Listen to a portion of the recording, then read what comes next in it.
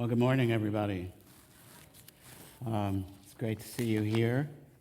It's great to see you out there in radio land, TV land. Let's pray. Father, would you cause your word to feed us today? Would you touch us in the places of our lives where we lack understanding? And would you give us wisdom? And we ask it in Jesus' name. Amen. Well, someone has said that Ecclesiastes sounds kind of like a broken man you might see downtown who's constantly muttering to himself, and just somebody you sort of want to walk around and not listen to very long. When somebody else has said it's kind of like a guy that you wouldn't really want to hang out with very much, like you'd be saying, wow, I had a great weekend. And he'd say something like, yeah, but did it really matter? I mean, you're still going to die, right? You still have to go to work on Monday. And it's like, well, yeah, that's true, but I really did have a good weekend. Proverbs teaches us to trust in the Lord with all of our hearts and lean not on our own understanding. And then it promises us that God will direct our path. Now, we often tell people that are new Christians to read a chapter of Proverbs every day. And if you do that, you'll get through the whole book of Proverbs in a month, and you just start over the next month. Then before very long, you have a lot of those Proverbs that have come into your heart that are helping you make decisions. The problem is, as good as that is, there's a point where you can begin trusting and leaning in on your understanding of the Proverbs rather than trusting in the Lord. I was a Christian less than a year, and I was visiting some friends, a man who was probably 10 years older than I am. I had great respect for him. And we were walking down the street together one day, and he said, well, you know, the Bible is not a cookbook. And I kept walking down the street, but in my head I was going, it's not? Because I really had by that time come to see how much I'd been doing contrary to God's will, and I was really counting on doing things according to God's will so there would be a little less confusion and pain in my life. But actually, the book is called Proverbs. It's not the book of promises. And so what happens in Ecclesiastes is Ecclesiastes comes along and says, okay, so what you learned in Proverbs is not airtight. There's a bunch of exceptions, and you need to think about that and reckon with that. So Proverbs focuses on the norms and the rules, but Ecclesiastes focuses on the exceptions. It's a bit like Proverbs. You could compare Proverbs to meteorology, the science of the weather, but Ecclesiastes is more like what happens every day and not the forecast.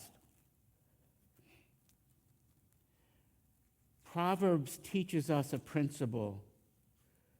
Disaster pursues sinners, but the righteous are rewarded with good. Disaster pursues sinners, but the righteous are rewarded with good. Now, if that's all you knew, and you were one of the friends of Job, you would find yourself on the wrong side of the Bible, right? Because you would be arguing with Job that clearly he is not a good man because disaster has overtaken him. That God would not be so unjust as to cause the things that happened in Job's life to happen to him. And Job keeps saying, no, I'm righteous, I'm innocent. And as a friend, you'd have to say, dude, you just have to look at your life a little more carefully because I know what the Bible says.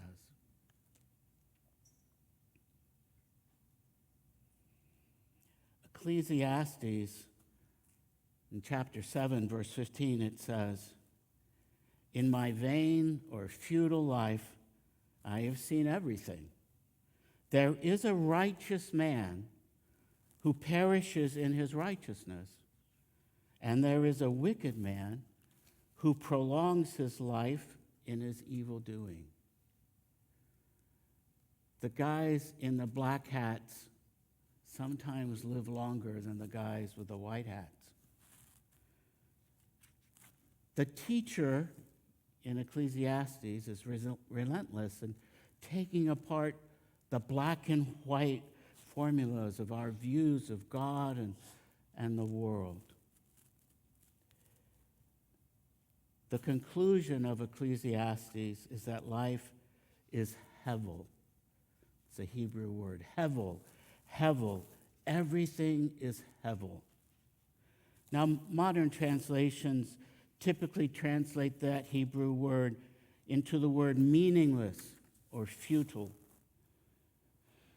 And in Hebrew, it literally means, as Donnie told us last week, it literally means smoke or vapor. Psalm 144 asks the question, "What is man that you, God, are mindful of him?" And then it goes on to say that man is like a breath, and his days like the passing of a shadow. Isaiah tells us that we're like the grass of the field, here today, gone tomorrow.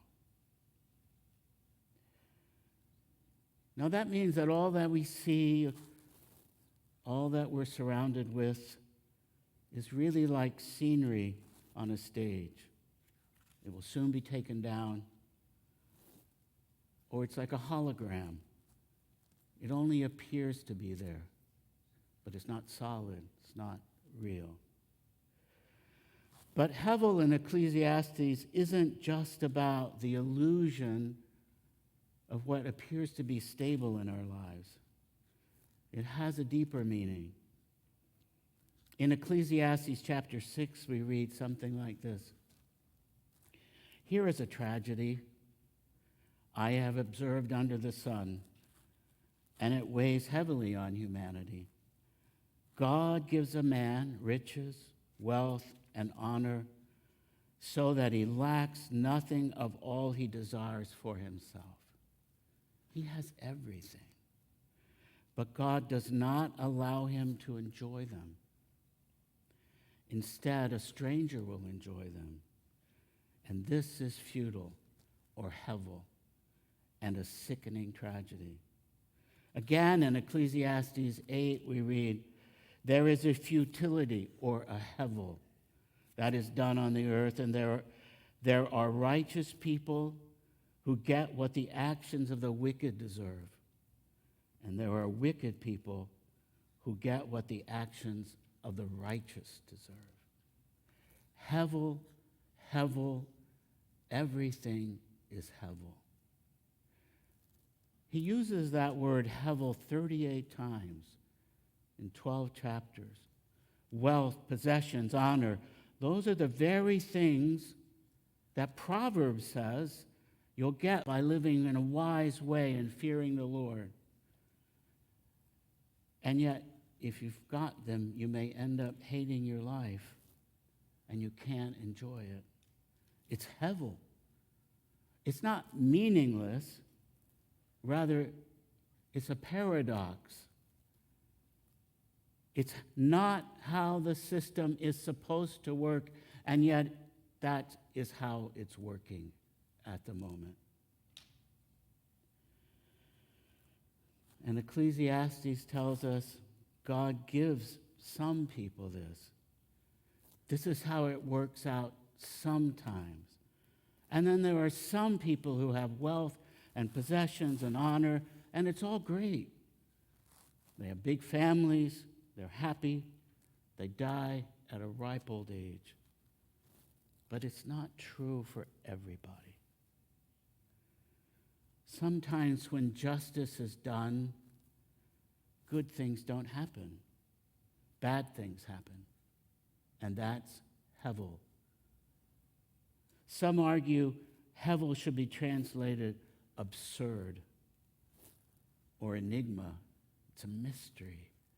We can't see it. We can't get it straight. Proverbs doesn't give you the exceptions to the rule, just the rule. And Ecclesiastes comes along like the fine print in drug commercials that are read at triple speed. In some cases, this causes liver disease, arthritis, and rickets. Ecclesiastes says, let's talk about these exemptions, because they expose that things aren't as black and white as we want to think. They're hevel. And I think sometimes we read meaningless and we think, oh, it's a contradiction. Oh, life has no meaning. It doesn't mean that these two things are not reconcilable. It just means that we can't reconcile them. It means that we're not God. And I think that's why the writer of Ecclesiastes keeps saying, from here under the sun, which is a phrase he uses 28 times. From here under the sun, in this plane of existence, we look at life and what we see sometimes is absurd. Just because I can't see meaning in something that happens in my life, it doesn't mean that there isn't meaning. It just means that I don't have the perspective to see what it is. And I might never have that perspective while I'm living in this world. Tragedies do happen. Things don't work out. But it doesn't mean that God is not good. It just means that life is full of paradoxes under the sun. I remember in high school reading Hemingway's The Old Man and the Sea. You know, it was such a great book to read because it was so small. And it was such a compelling book to read. But you get to the end, and you've gone through days and days of this old man who's caught this great fish, probably a great marlin, bigger than anything anyone has ever caught. It hasn't sunk his boat, and gradually, he makes it to shore alive. But when he arrives, the fish has been totally eaten by sharks in the process. You go, oh. I'm a Disney generation guy. You're supposed to have a good ending, and this was not a good ending. Later, I read the short story, The Open Boat by Stephen Crane. It's a great story. Stephen Crane is a reporter. He's on a steamship going to Cuba to report on an uprising that's there, and the boat sinks. And he and the captain and two other people are the last ones to get off the boat. They're in a tiny boat that will barely hold them. So the water is just inches there's just inches between the top of the boat and the water. And he's so good at describing it. And two of the people are injured, and so only the reporter and the sailor from the boat, the cook, they're the only two who are able to row. They spend 4 days at sea, 3 nights. And as they finally approach the shore, the little boat they're in is overturned by these terrible waves, and the waves keep crashing and crashing and crashing and crashing. And only the reporter remains alive. The other heroes of this story all drown in the sea. And it's like, what? When I got to college, I got to read The Plague by Albert Camus, which is another great story, but it's a book. And it's about how everybody in a town in Algiers dies of the plague. No one gets out. You get to know every person in town, and every person dies. So what I'm telling you is that by the time I got to college, the insanity of World War I and World War II had worked their way into the humanities. And the message was, it's meaningless. Nothing makes any sense. There was nihilism. There's no point in knowledge. It doesn't go anywhere. And there couldn't possibly be a God in the midst of all this insanity. Ecclesiastes is never quoted in the New Testament, but there is an allusion to it found in the book of Romans in chapter 8, starting in verse 18. Paul writes, I consider our present sufferings are not worth comparing with the glory that will be revealed in us. For the creation waits in eager expectation for the sons of God to be revealed. For the creation was subjected to frustration, not by its own choice, but by the will of the one who subjected it. The word translated frustration is a word that's used in the Greek Old Testament to translate the word in Ecclesiastes that I've been telling you about, hevel. Creation was subjected to absurdity in hope, and it's waiting for the revelation of the sons of God in us.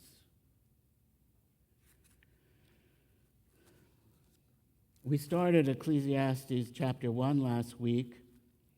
I'm going to talk about we find in Chapter 2 today.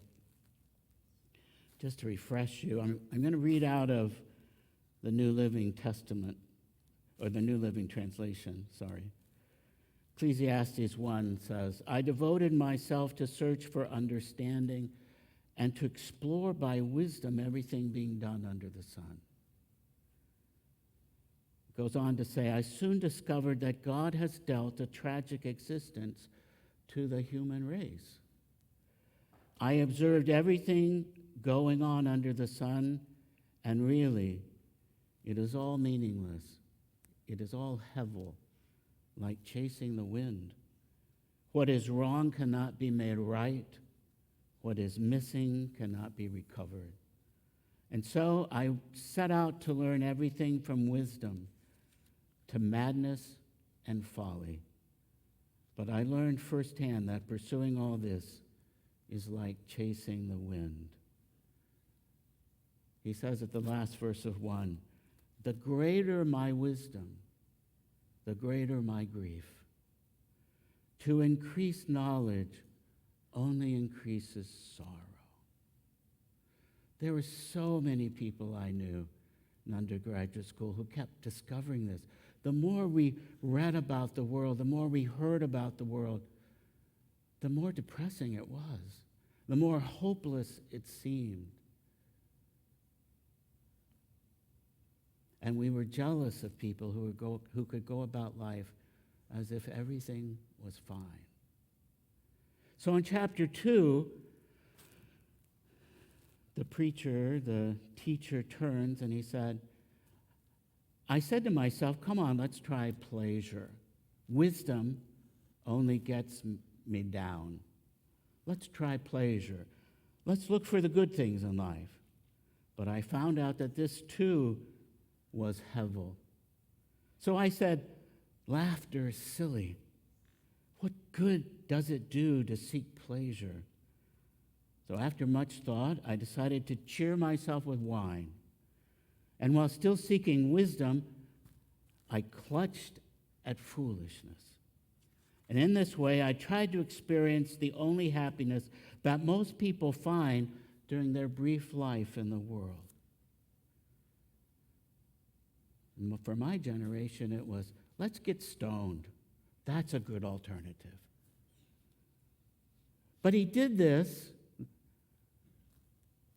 because he says he was guided by wisdom.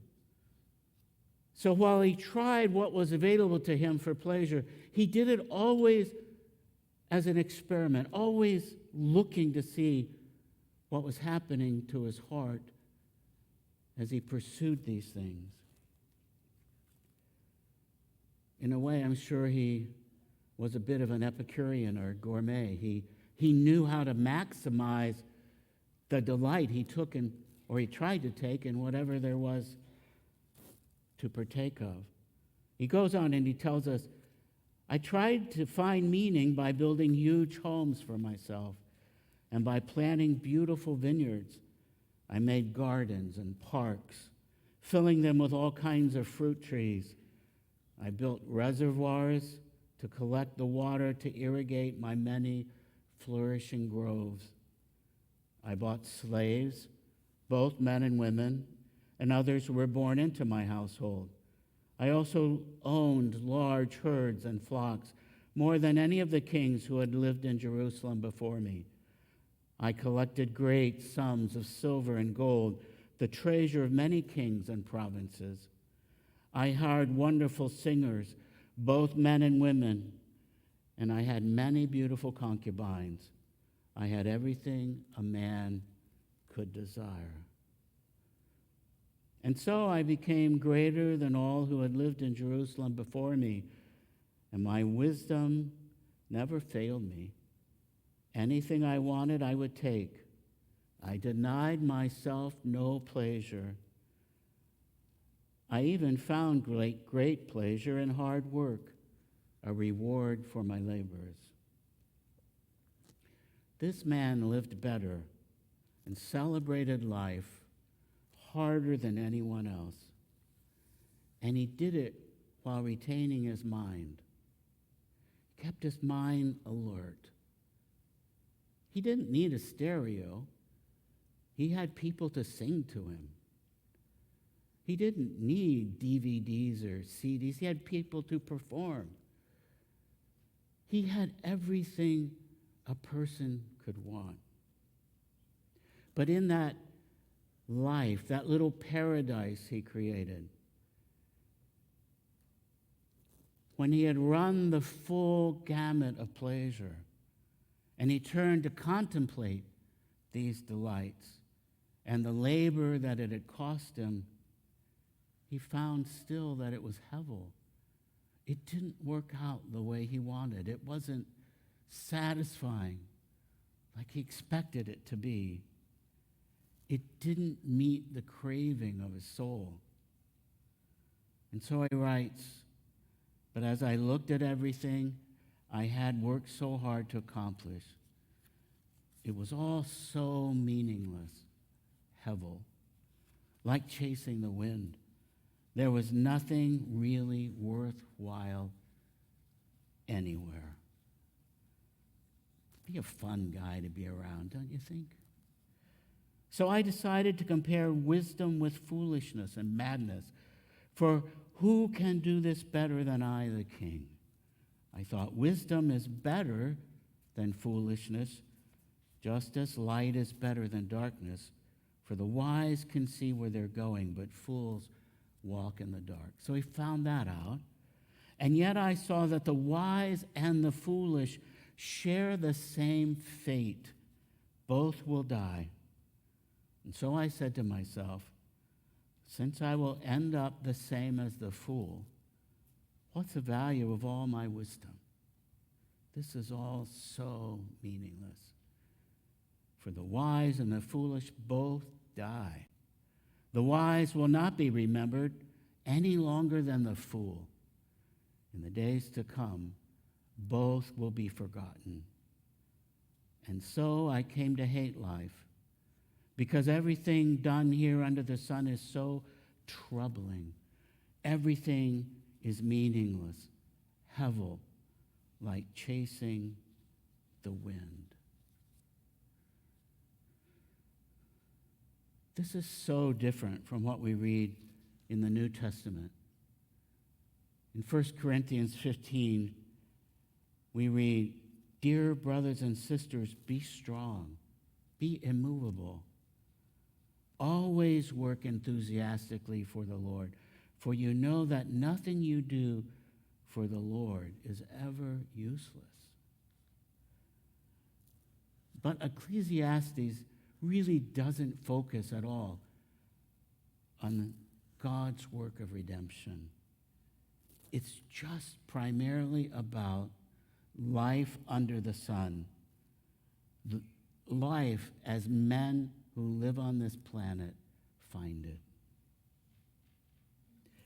So there's a number I want to bring to your attention. The number is 4,289 days. 4,289.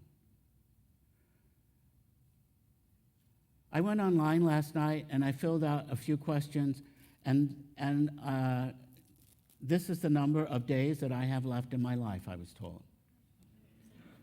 There's a little app I have on my phone. It's a little white box. It has a black raven in it. I can put your name in it. I can tell it about what your BMI is, if you exercise very much, if you smoke, if you drink, and it'll calculate your days, and I can send you advice.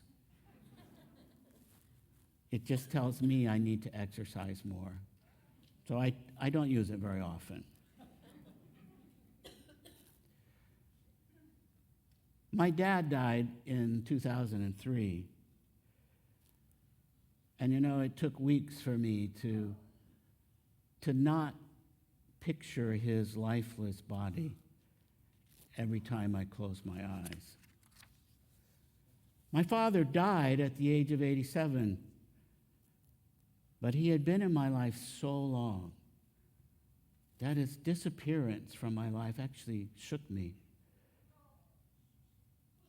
Once I found myself spacing out at a cash register at Walmart, and when I came back to reality, I realized I'd been imagining what the cashier was going to look like in her coffin. I actually did that to a lot of people. But it was a thing, I don't know if it was like a little boy thing, well, if my dad died, then that means everybody's going to die. I mean, intellectually, that was not new to me. But emotionally, it had this weight to it, what's the point?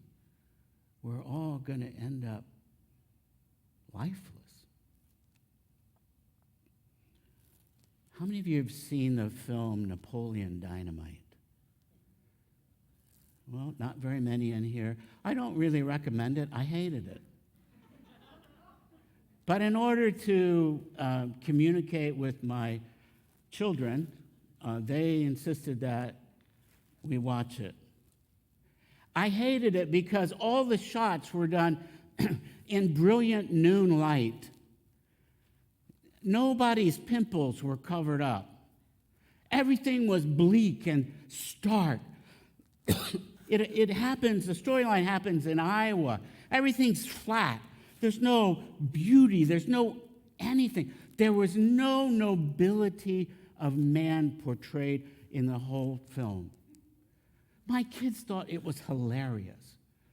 I thought it was terrible.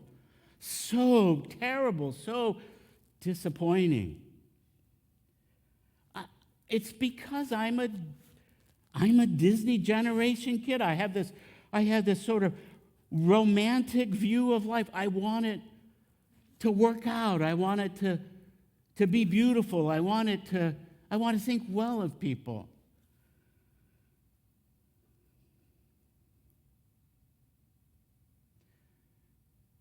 There is beauty in life, and there is nobility in life, but there's also sin. And some of it's pretty stark and terrible.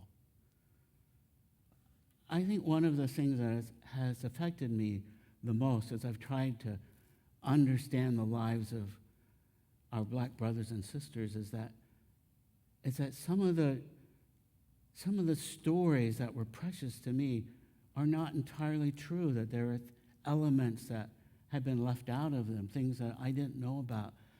And now I have to try to put them together. I go, are there no heroes? Is no one good? Well, what does the scripture tell us? No, there's no one good, not one. Well, could we just pretend somebody is good for a little bit because it makes me feel better? Well, you can pretend all you want, but it isn't necessarily the healthiest thing for you to do. And so he goes on in Ecclesiastes 2. Having learned that actually working hard was satisfying, but then realizing despite all the hard work he did, he was going to die anyway, he says, I came to hate all my hard work here on the earth. I must leave it to others, everything I've earned. And who can tell whether my successors will be wise or foolish? Yet they will control everything I have gained by my skill and my hard work under the sun. How meaningless. What hevel. How absurd. So I gave up in despair, questioning the value of all my hard work in this world. He goes on, some people work wisely with knowledge and skill, and then must leave the fruit of their efforts to someone who hasn't worked for it at all. This, too, is hevel. It's a great tragedy. And so what do people get in this life for all their hard work and anxiety? Their days of labor are filled with pain and grief. Even at night, their minds cannot rest. It is all hevel. And so he says, I decided there's really nothing better than to enjoy food and drink and find satisfaction in work. And then I realized that these pleasures are from the hand of God. For who can eat or enjoy anything apart from him? He decides the very best good that we can get out of life is that we have work, we have family, and we have food and a place that we can enjoy it. In other words, the very best we can do in this madness that we find under the sun is to recreate a little bit of Eden, a little bit where there's food and family and joy. God created us, and he gave us good gifts. And some of those good gifts remain, and so does joy remain. But there's a lot of things that compete for our attention and that promise us false things. Everything, according to Ecclesiastes, seems to be without meaning now, but there's still flowers. There's still things that are leftover beauties from the original world that can cheer our hearts. And so he ends with, God gives wisdom, knowledge, and joy to those who please him. But if a sinner becomes wealthy, God takes that wealth away and gives it to those who please him. This too is meaningless, hevel, like chasing after the wind. So by the light of wisdom, by the end of chapter 2, he's learned that the hevel of pleasure and the insufficiency of wisdom. Wisdom has opened his eyes to see that he has to seek God in order to give rest, true rest, to his life.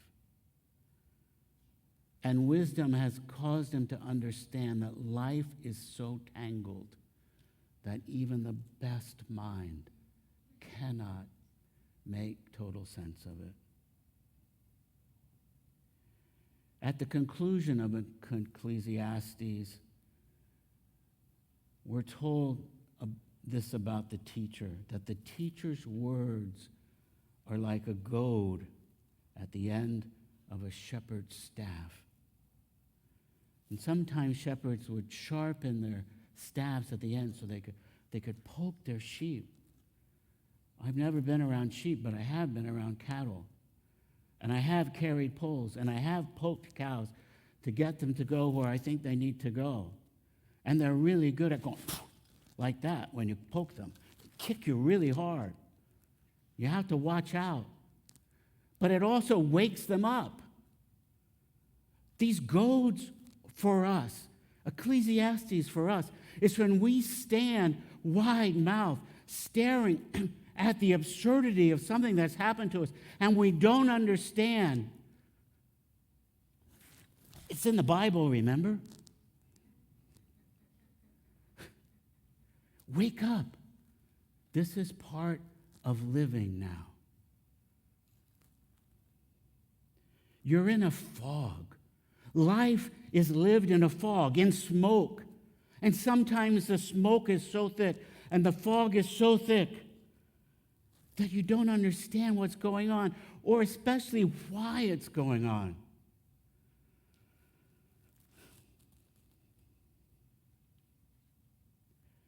When I was a young man, I was angry a lot. I was angry because I thought too much and I felt too much. And I could not make sense of things. And I couldn't understand how the vast majority of people seemed to settle for so very little. And it wasn't until I encountered a loving and trustworthy God, a God who was behind all things, that I could actually find peace for my soul. I couldn't still understand things, but I could rest.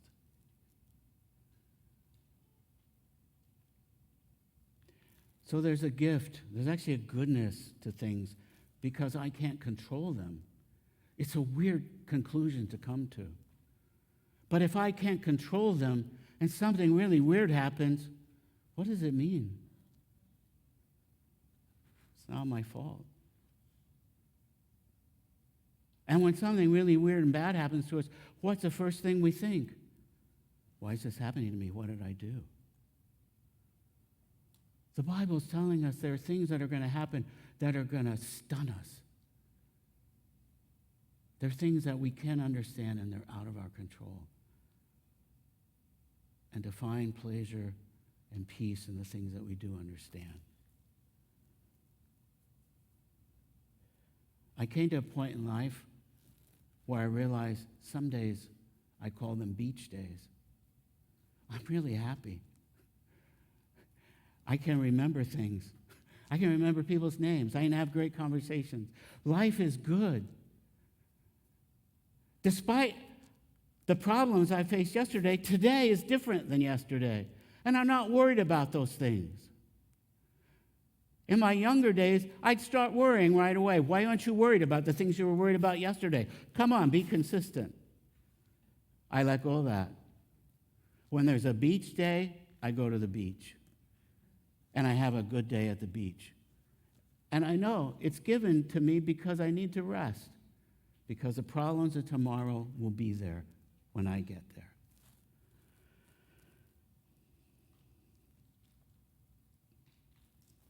Despite what this author in Ecclesiastes does in exploring pleasure and finding life to be meaningless, he doesn't say, okay, let's go be hedonists because it doesn't matter.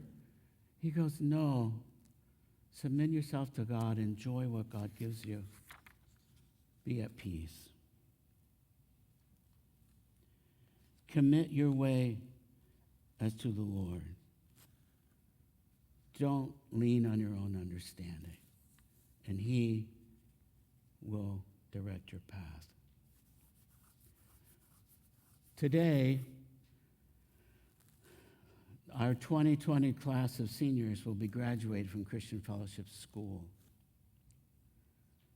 10 years ago, on the last day of school at Christian Fellowship, the last day of school for my younger daughter, her classmate, Amanda McDaniels, died of bone cancer in the afternoon after senior chapel. Amanda had been diagnosed with bone cancer in her freshman year. I no longer remember if I got this because what I'm about to read to you, because of a class assignment I'd given to Amanda or in some other way. But I have kept it because as a 15-year-old, she was so biblically astute. So this is out of Amanda's journal. June 14, 2007. She writes, "There are times when I'll be thinking, this is how it should go. God got it all wrong. I know the best way. Even when I'm praying, if I think God is doing something that doesn't seem to be the right way, I will pray that he will, in essence, change his mind and take my advice. Not consciously, but that is what I found myself doing. I mean, when you think about it, what makes us think that we are right and God is wrong? He knows the exact number of the hairs on our heads, for goodness sake. I mean, in reality, though we are pretty sure we know what should happen, we are actually completely lost.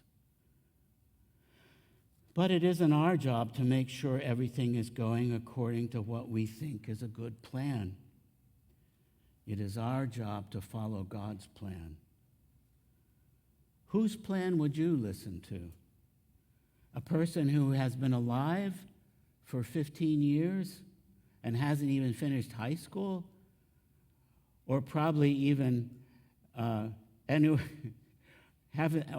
hasn't even finished high school, or probably even half the Bible? Or God, who's been there since the beginning of time, who knows everything about everything and is the author of the Bible? I think I will stick with God's plan. She ends with this prayer. Lord, please help me remember that you know what you're doing, and I need to trust you to lead me and fulfill your plan for my life. Amanda's death was hell. It made no sense to any of us. It marked her classmates. They had to come to terms with it. Surface living really no longer appealed to them. And it marked all of us here in the church. Someone exclaimed at the moment of Amanda's death, "How could this ever be good?"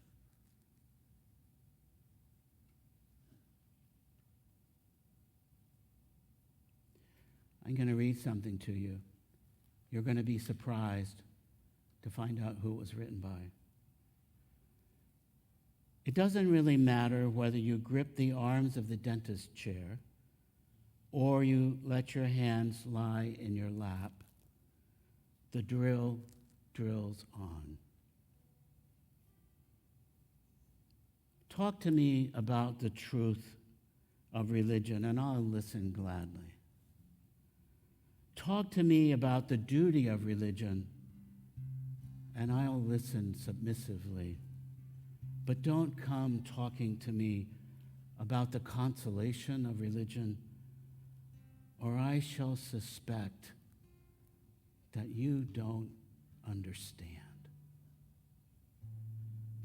You will probably be shocked to learn that those words are written by C.S. Lewis as he was living out the rawness of his wife's death.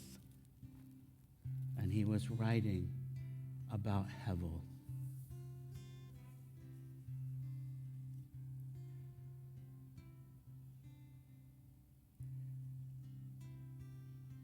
The Ecclesiastes was written before the gospel was fully revealed. C.S. Lewis, on the other hand, he understood the gospel incredibly well, it seems. The gospel doesn't protect us from pain. In fact, it promises us it. As Amanda's family and friends discovered, The gospel doesn't protect us from hevel, from the dense fog of life, but it promises us to bring us through it.